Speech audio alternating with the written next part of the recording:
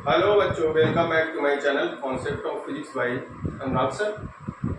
अभी तक आपने रदरफोर्ड मॉडल और थॉमसन मॉडल और डाल्टन का मॉडल को एक्सप्लेन किया था। सबसे पहले डाल्टन मॉडल में बताया गया था कि पदार्थ सबसे छोटा मतलब पार्टिकल है। इसके बाद थॉमसन मॉडल आया, तो थॉमसन मॉडल में ये बताया गया जब जे थॉमसन ने इलेक्ट्रॉन की खोज कर ली, तो इलेक्ट्रॉन की खोज के बाद में तो सब एटॉमिक पार्टिकल को इलेक्ट्रॉन को बताया गया। और थॉमसन मॉडल में न्यूक्लियस को डिफाइन किया गया कि न्यूक्लियस पे पॉजिटिव चार्ज है और इलेक्ट्रॉन एम्बेडेड है, मीन्स कि उस पूरे पॉजिटिव चार्ज में इलेक्ट्रॉन धंसे हुए हैं जगह, जैसे सीड्स ऑफ वाटरमेलन के जैसे सीड्स धंसे रहते हैं, उसी तरह से इलेक्ट्रॉन किसी न्यूक्लियस में धंसे हुए हैं। और न्यूक्लियस का जो स्फीयर है न्यूक्लियस वो धनावेशित है। ये थॉमसन मॉडल में बताया गया था। इसके बाद आया जब चैडविक ने खोज की थी न्यूट्रॉन की खोज के बाद में मॉडल आ गया रदरफोर्ड का मॉडल। ग्रीगर मार्स्टन का एक्सपेरिमेंट हुआ। ग्रीगर मार्स्टन ने एक्सपेरिमेंट किया था गोल्ड फॉइल पे और पतली एक पन्नी ली थी और उस पन्नी पे अल्फा की बम्बार्डमेंट किया था। तो उसमें कई एक्सपेरिमेंट निकल के बाहर आए और रदरफोर्ड ने ये प्रूव किया था कि जो न्यूक्लियस होता है उसमें बहुत ही सूक्ष्म जगह एक धनावेशित चार्ज होता है, बहुत ही सूक्ष्म जगह कंसंट्रेटेड होता है और उसके आसपास इलेक्ट्रॉन होते हैं। इसलिए जब अल्फा पार्टिकल को उन्होंने स्कैटर कराया गोल्ड फॉइल पे, ये रेडियो एक्टिव सब्सटेंस है और रेडियो एक्टिव सब्सटेंस जो होते हैं उनसे अल्फा बीटा गामा किरणों का उत्सर्जन होता है। ये एक तरह का रेडियो एक्टिव सब्सटेंस है जिससे अल्फा कण इमिट हो रहा है। क्या हो रहा है? ये रेडियो एक्टिव पदार्थ है और उससे अल्फा कण निकल रहे हैं इस रेडियो एक्टिव पदार्थ से। तो ये सभी दिशाओं में निकलेंगे। इसके बाद उन्हें लेड कॉलीमेटर लगा दिया। लेड कॉलीमेटर क्या करता है? इलेक्ट्रॉन जो अल्फा कण है वो अलग अलग दिशाओं में जा रहे हैं, तो इन सभी दिशाओं को वो रोक लेता है और केवल एक कॉलीमेटेड बीम को पास करता है। ये अल्फा पार्टिकल की जो अल्फा किरण है, अल्फा रे है, ये सीधी पास हो रही है। लेड कॉलीमेटर इसको रोक लेता है। इसके बाद में यहाँ पे थिन गोल्ड फॉइल रखी है। थिन का मतलब आपको हमने बताया था प्रीवियस लेक्चर में। थिन मीन्स होता है कि जो इसके एटम है वो वन डायमेंशन में अरेंज है। इसको इतना पीट लिया गया, ये एक पतली पन्नी हो गई, मतलब सभी एटम इसके वन डायमेंशन में अरेंज है। तो यहाँ पे ये थिन गोल्ड फॉइल है। थिन गोल्ड फॉइल से अल्फा कण स्कैटर होने के बाद में डिफरेंट एंगल पे जिंक सल्फाइड स्क्रीन पे वो चमक उत्पन्न करता है, वहाँ ब्राइटनेस उत्पन्न होती है, जिसको हम देखते हैं किससे? माइक्रोस्कोप से। ये डिस्क्रिप्शन था इस डायग्राम का, जिसको हमने प्रीवियस लेक्चर में, जब आपको इस वीडियो के लास्ट में डिस्क्रिप्शन बॉक्स में इसके प्रीवियस थॉमसन मॉडल और रदरफोर्ड मॉडल का जो लिंक है वो हम दे देंगे, जिसको आप फिर से देख सकते हैं। और जब देखेंगे आप तभी आपको सही कॉन्सेप्ट क्लियर होगा। क्योंकि आज का जो टॉपिक है, आज हम रदरफोर्ड मॉडल पे इम्पॉर्टेंट जो कैलकुलेशन है, जो एग्जाम में बहुत ज़्यादा पूछे जाते हैं, IIT के एग्जाम में, CBSE बोर्ड के एग्जाम देने जा रहे हैं और जो UP बोर्ड का एग्जाम देते हैं बच्चे NDA, उनमें जो क्वेश्चन बहुत जो इम्पॉर्टेंट क्वेश्चन है रदरफोर्ड मॉडल से, कौन कौन से क्वेश्चन आ सकते हैं, उनके क्या फार्मूले हैं, उसको डिस्कस करने हम जा रहे हैं। क्योंकि रदरफोर्ड मॉडल कंप्लीट है। रदरफोर्ड मॉडल का ड्रॉबैक हम बताएंगे अभी, लेकिन उससे पहले हमें क्या करना है? कैलकुलेशन करना है कि जो रदरफोर्ड मॉडल आपने पढ़ा था उसमें जो इम्पॉर्टेंट टर्म यूज हुए हैं, कीवर्ड, उनका क्या उपयोग है और उससे संबंधित न्यूमेरिकल कैसे आ सकते हैं, उसका एक ट्रिक आपको बताने जा रहे हैं। तो यहाँ पे हमने क्या किया है कि इम्पोर्टेंट कैलकुलेशन आपको कराना है। अल्फा पार्टिकल हमारा क्या कर रहा है? इस यहाँ से गोल्ड फॉइल से स्कैटर होने के बाद स्क्रीन पे चमक उत्पन्न कर रहा है। तो यहाँ पे जो गोल्ड फॉइल से स्कैटर हो रहा है वो प्रकीर्णित कणों की संख्या कितनी होती है, ये किन किन पैरामीटर पे डिपेंड करती है? नंबर ऑफ अल्फा पार्टिकल्स पर unit area that reach the screen at scattering angle theta. Alpha जो कण है वो पर यूनिट एरिया में स्क्रीन पे जब पहुंचता है उस टाइम पे कणों की, प्रकीर्णित कणों की संख्या क्या होती है? Number of alpha particle per unit area reach the screen at the scattering angle theta. Different angle से, डिफरेंट थीटा एंगल से ये क्या कर रहा है, स्कैटर कर रहा है। तो उसमें नंबर ऑफ एटम्स जो होते हैं, प्रकीर्णित कणों की संख्या होती है, किस कौन कौन सी ऐसी क्वांटिटी होती है जिस पे डिपेंड करती है। तो इसका एक जनरल फार्मूला है, क्योंकि आप इसमें प्रूफ इसका है नहीं, तो इसका एक बहुत ही इंपॉर्टेंट ये जनरल फार्मूला है। इसके सभी पैरामीटर बहुत इंपॉर्टेंट है। इसमें जो कैपिटल एन का यूज किया गया, ये कैपिटल एन, ये है total number of alpha particle that reach the screen. ये क्योंकि यहाँ पे अल्फा पार्टिकल तो बहुत इमिट हो रहे हैं सभी डायरेक्शन में, लेकिन लेट कॉलीमीटर कुछ अल्फा पार्टिकल को पास करता है। वो अल्फा पार्टिकल, उनमें भी कुछ ऐसे अल्फा पार्टिकल हैं जो स्क्रीन के द्वारा रोक लिए जाते हैं, रिटर्न बैक हो जाते हैं, कुछ डिफरेंट एंगल पे स्कैटर हो जाते हैं। तो ऐसे alpha particle, total number of alpha particle that reach the screen, जो स्क्रीन पे पहुंच रहे हैं, उसका जो संख्या होती है वो कैपिटल एन से रिप्रेजेंट की है। स्मॉल एन क्या है? स्मॉल एन है number of atoms per unit volume in gold file. जो गोल्ड फाइल में वन डायमेंशन में जो एटम अरेंज है, इस तरीके से गोल्ड फाइल में क्या है, नंबर ऑफ एटम्स इस तरीके से अरेंज है। वन डायमेंशनल अरेंजमेंट है गोल्ड फाइल में, गोल्ड एटम का। तो ये वन डायमेंशनल अरेंजमेंट, ये स्मॉल है। इसको हम क्या बोले, इनकी जो संख्या होगी वो स्मॉल एन से लिखेंगे। इससे small N, number of atoms per unit volume in gold file. Gold file में नंबर ऑफ एटम्स कितने होंगे? जेड है एटॉमिक नंबर ऑफ गोल्ड। जो मेटालिक यहाँ पे मेटल लेंगे, गोल्ड फाइल ली है तो गोल्ड फाइल का एटॉमिक नंबर आपको देना पड़ेगा यहाँ पे Z. R distance of screen from the foil. इस फॉइल से स्क्रीन तक की डिस्टेंस को स्मॉल आर कहते हैं। ये डिस्टेंस, स्क्रीन ये है, यहाँ तक की जो डिस्टेंस होती है उसको स्मॉल आर से रिप्रेजेंट करते हैं। Kinetic energy, alpha particle v velocity से मूव कर रहा है यहाँ से, इसकी वेलोसिटी कितनी है v वेलोसिटी से जा रहा है। वैसे अल्फा पार्टिकल की वेलोसिटी कितनी होती है, बहुत ही तेज अल्फा पार्टिकल जाता है, इसलिए इसकी जो वेलोसिटी होती है 2 × 10⁻⁷। इसकी वेलोसिटी कितनी होती है 2 × 10⁻⁷ मीटर पर सेकेंड। इतने वेग से अल्फा पार्टिकल क्या होता है, इस कॉलीमेटेड जो गोल्ड फाइल है उस पर स्टक करता है, मतलब उस पर स्कैटर करता है इस वेलोसिटी से। 2 × 10⁻⁷ मीटर पर सेकेंड ये वेलोसिटी है।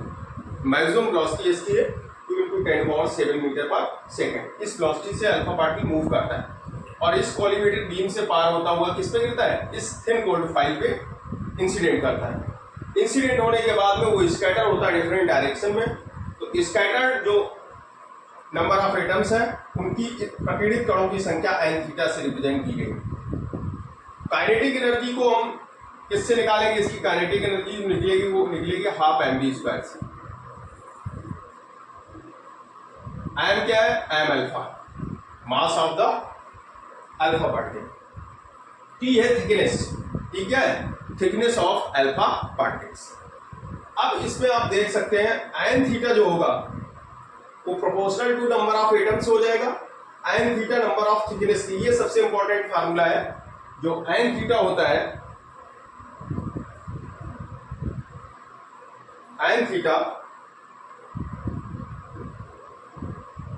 Proportional to the T, thickness T क्या, गोल्ड फाइल की थिकनेस दी गई होगी, आप उस थिकनेस से कैलकुलेशन करेंगे, एन प्रोपोर्शनल टू टी हो जाएगा, तो n1/n2 इक्वल हो जाएगा T1/T2। इस फार्मूले को आप नोट कर लें, n1/n2 इक्वल टू T1/T2, क्योंकि जो थिकनेस है उसके क्या है, प्रोपोर्शनल होता है N theta. n1/n2 equal to T1/T2। इस फार्मूले को आप नोट कर लें, N theta proportional to thickness.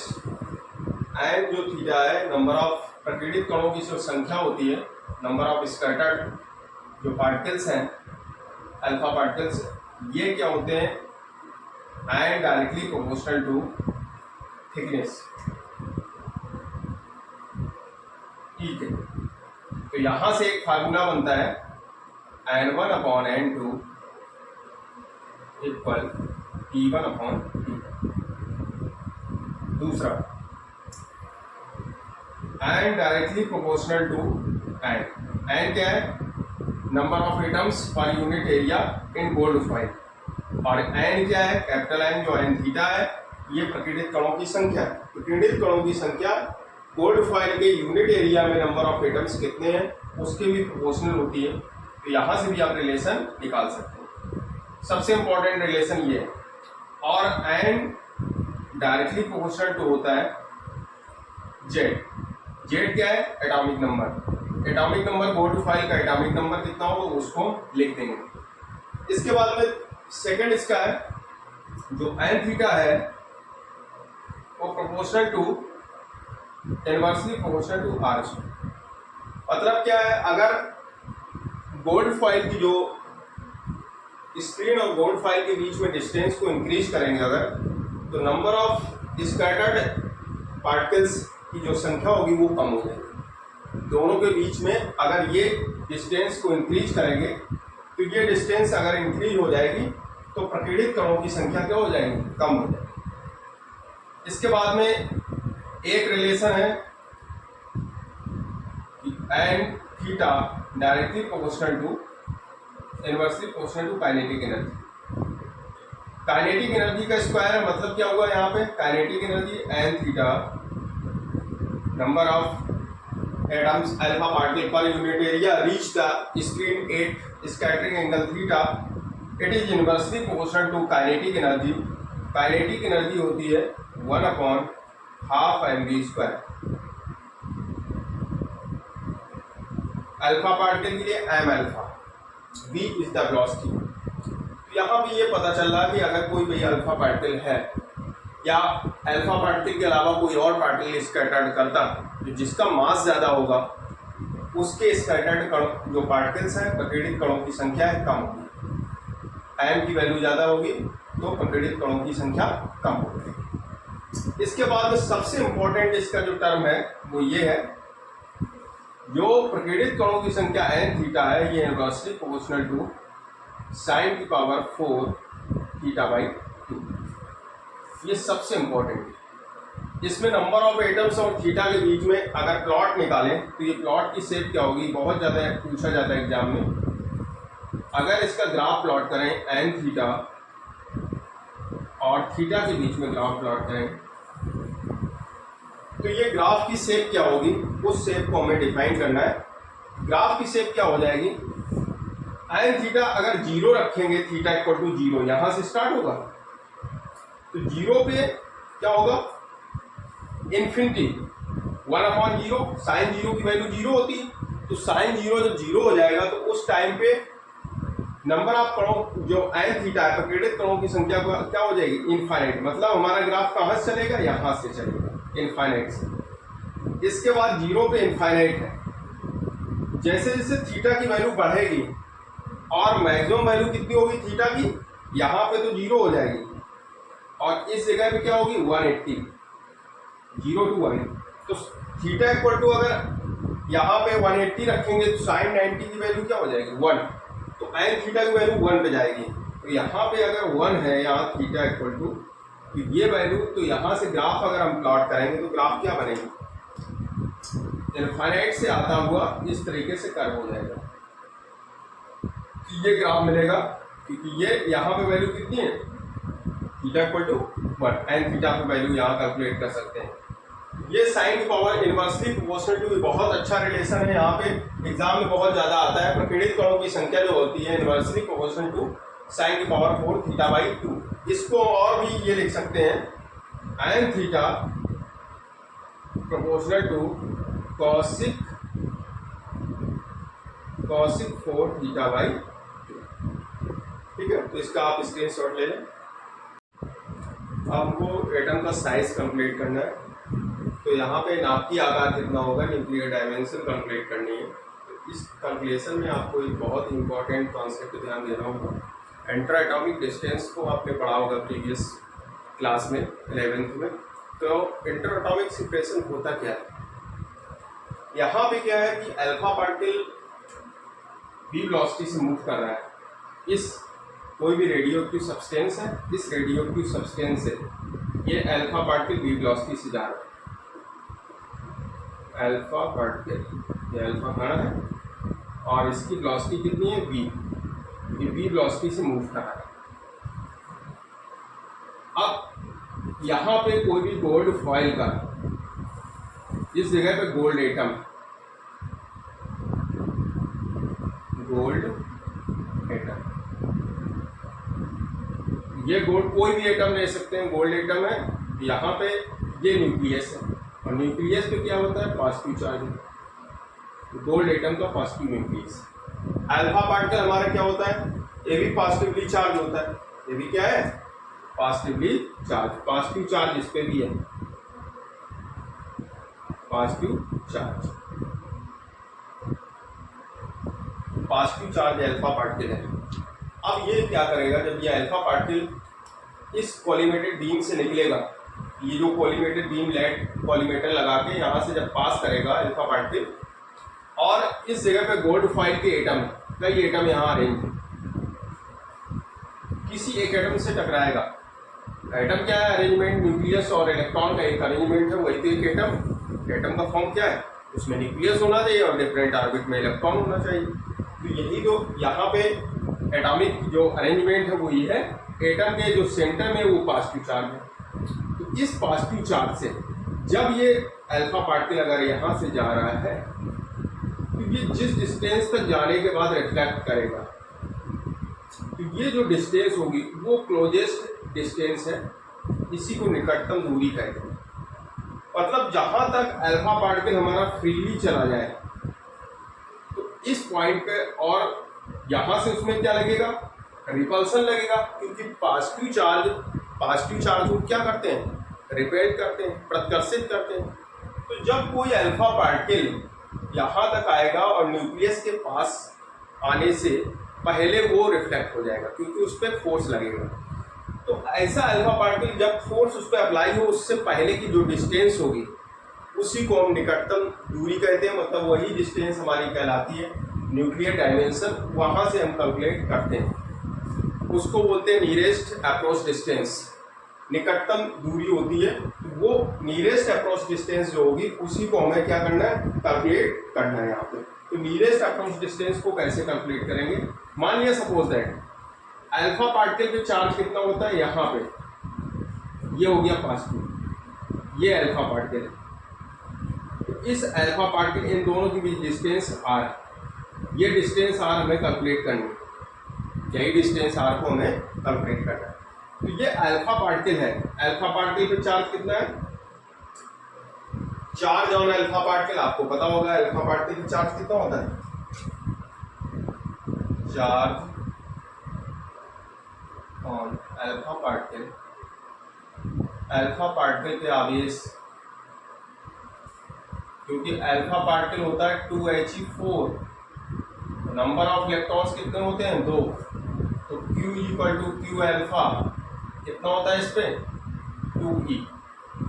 E की वैल्यू कितनी होती है, 1.6 इंटू 10⁻⁻19 कूलम। अल्फा पार्टिकल पे जो चार्ज हो जाएगा Q अल्फा कितना हो जाएगा, 3.2 इंटू 10⁻⁻19 कूलम। ये अल्फा पार्टिकल पे आवेश आपने निकाल दिया। अब अल्फा पार्टिकल का मास कितना होगा, mass of alpha particle, mass of alpha particle, तो मास कितना हो जाएगा, 2He4 होता है, एटॉमिक मास कितना होता है, 4। तो Qm जो निकलेगा, या Q अल्फा निकालें, एम अल्फा, ये 4 टाइम्स होता है मास ऑफ प्रोटॉन के।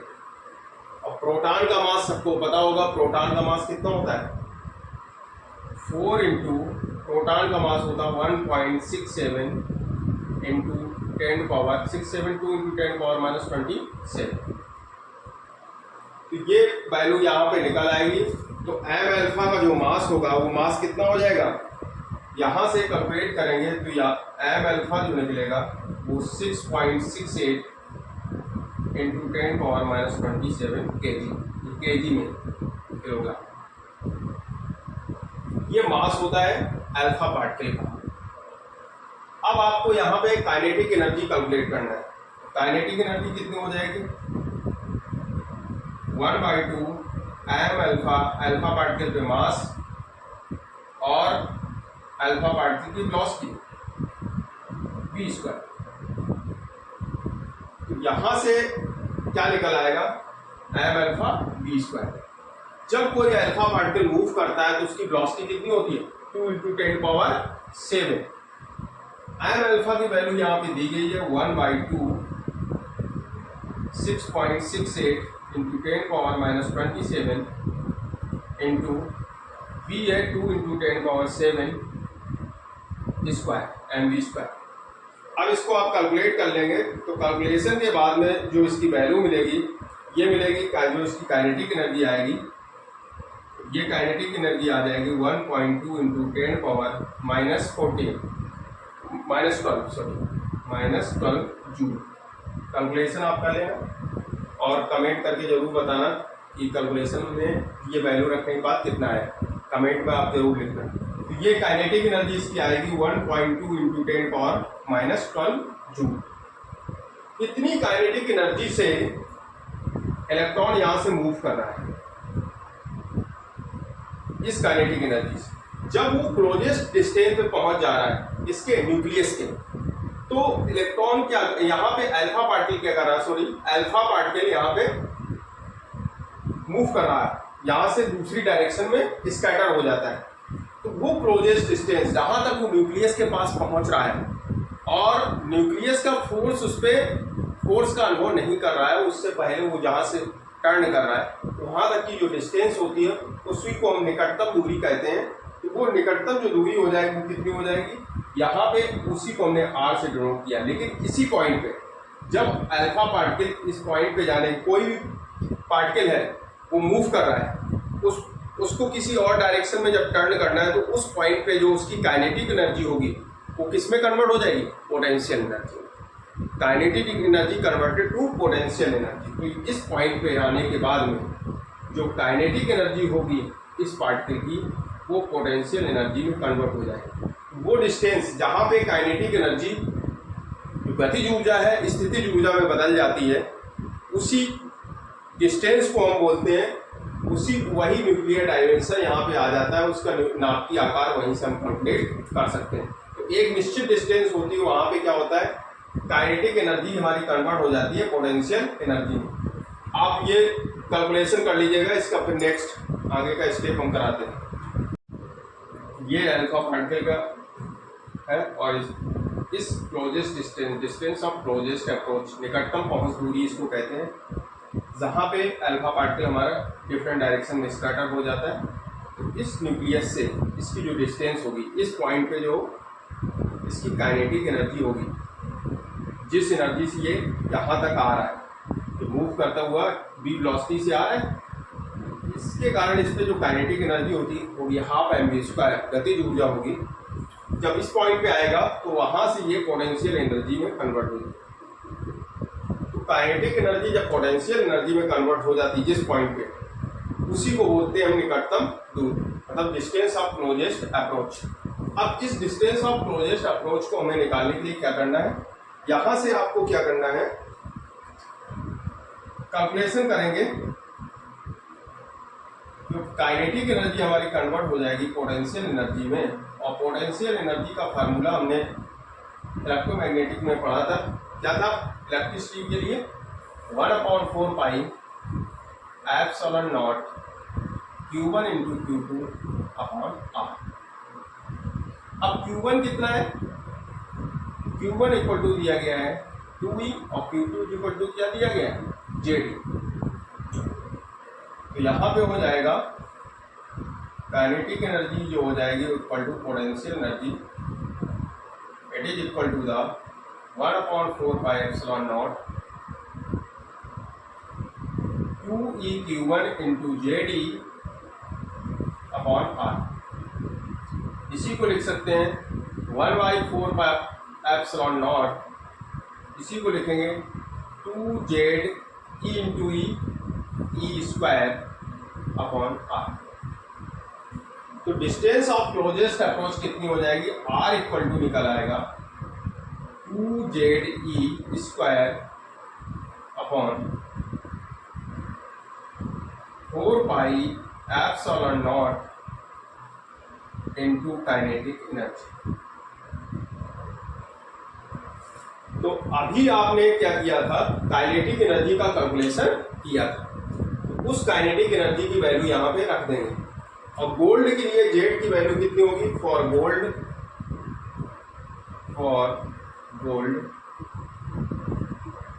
जेड इक्वल टू हो जाएगा 79। जेड की वैल्यू कितनी होगी 79। एटॉमिक नंबर कितना होता है 79। तो यहाँ पे वैल्यू रखेंगे सबकी। आर इक्वल आ जाएगा क्या होगा 2 जेड की जगह 79 इंटू ई कितना होता है 1.6 इंटू 10⁻⁻90 होल स्क्वायर। और इसमें 1/4 पाई एप्सिलॉन नॉट की वैल्यू आपको पता होगी। 1/4 पाई एप्सिलॉन नॉट की वैल्यू जो होती है 9 इंटू 10⁻9 न्यूटन मीटर स्क्वायर पर कूलम स्क्वायर, ये वैल्यू होती है। तो यहीं पे ये वैल्यू भी यूज कर देते हैं हम, 9 इंटू 10⁻9 अपॉन काइनेटिक एनर्जी अभी आपने कैलकुलेट की थी, कितनी आई थी 1.2 इंटू 10⁻12 1.2 इंटू 10⁻12 ये काइनेटिक एनर्जी आपने निकाली थी। जब आप कैलकुलेशन करेंगे तो ये टोटल वैल्यू जो आएगी R इक्वल टू आ जाएगा 3.8 इंटू 10⁻16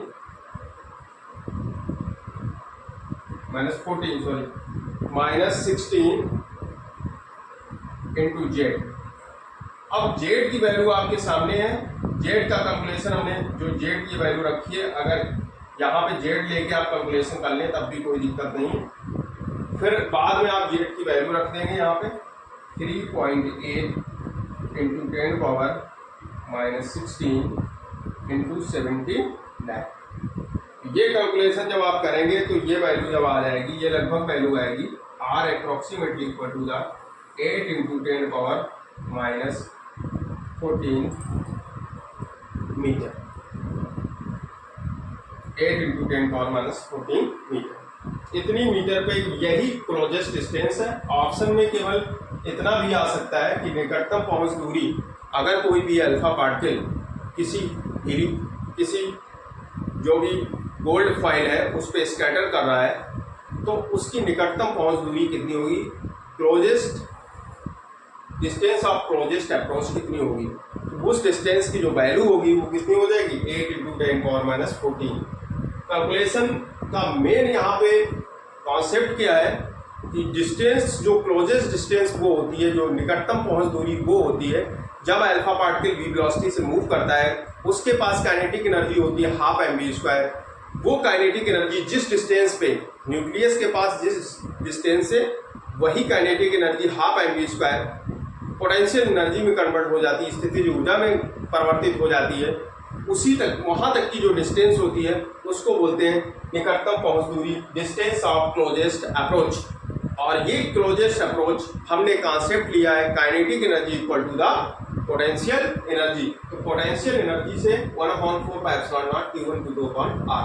इससे हमने क्या किया, Q1 Q2 की वैल्यू यहाँ यूज कर दी और इस वैल्यू को यूज करने के बाद में डिस्टेंस ऑफ क्लोजेस्ट डिस्टेंस हमने कैलकुलेट की, जिसकी वैल्यू कितनी है 8 इंटू 10⁻14 मीटर। तो यहाँ तक आपने कैलकुलेशन किया है। बहुत ही इंपॉर्टेंट कैलकुलेशन है। दोनों टर्म आपने कैलकुलेट किए हैं। एक नंबर ऑफ स्कैटरिंग आपने निकाली थी, number of atoms per unit area, scattered particle with angle theta, तो वहाँ पे कैलकुलेट किया था फर्स्ट पॉइंट। और सेकेंड पॉइंट हमने डायमेंशन निकाली थी। तो न्यूक्लियर डायमेंशन कितनी आती है 8 इंटू 10⁻14 मीटर। ये चीज़ें आपने कैलकुलेशन कर लिया। आई होप आपको ये लेक्चर पसंद आया होगा। प्लीज़ चैनल को लाइक एंड सब्सक्राइब करें और बेल आइकन को प्रेस करें। कमेंट में ज़रूर बताएं आप लोग अगर आपको समझ में आ गया वीडियो, या इसमें कितना और अच्छा कर सकते हैं, इसके लिए आप कमेंट में ज़रूर बताएं। Thank you.